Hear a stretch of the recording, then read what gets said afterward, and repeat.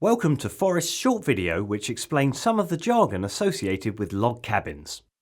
We'll briefly explain some of the terms you might come across when buying a log cabin, such as log thickness, construction features and materials. Log cabins come in a range of shapes and sizes and are a really cost-effective way of giving you some extra living space. When you're deciding on which cabin to buy, you'll need to think about what you want it to be used for. Is it a home office, summer house, or a kid's playroom, as this will probably affect your final decision. The logs used in the construction of these buildings are precision cut to form a six-sided profile which slots together as the cabin is built up.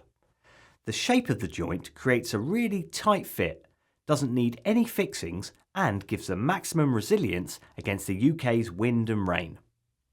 The logs are also kiln dried, a process which extracts the moisture from the timber and reduces the risk of splitting and warping.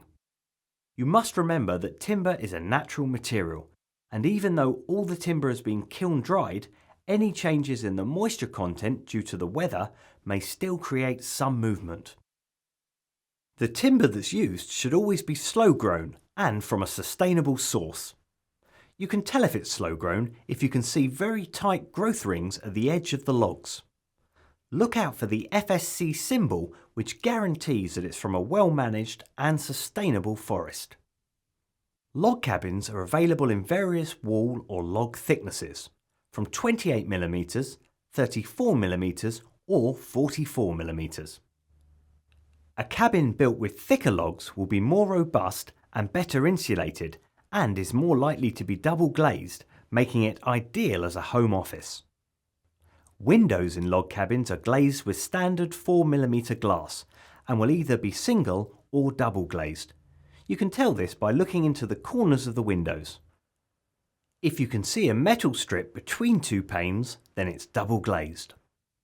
Log cabin windows often have a tilt and turn mechanism, allowing you to open the windows in a couple of different ways. Window or glazing bars are purely decorative and don't offer any specific function, so if you'd rather have an uninterrupted view out of the window, then just gently ease them off when you're building your cabin. The roof and floors of cabins should be built from kiln-dried tongue and groove boards. As the name suggests, the boards lock together and when fixed give a smooth, watertight finish. The thickness of the boards will vary. Roof boards should be 19mm thick, but floor thickness will vary depending on the cabin in question. Underneath the floor, there will be floor bearers or joists, which are pressure-treated timber beams that run the full length of the log cabin. They support the base of the building, but also raise it off the floor and protect it from groundwater and damp.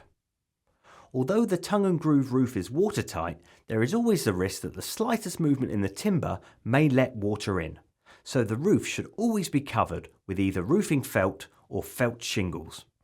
Roofing felt will do the job, but felt shingles are thicker and create a more attractive roof covering. Felt shingles take longer to install as they're strips of felt shaped to give the appearance of individual tiles. The weight of the roof will be supported with sturdy beams or purlins, which will run the full length of the building. These are always visible in log cabins. These purlins, together with the exposed interlocking corners, are what give log cabins their distinctive look.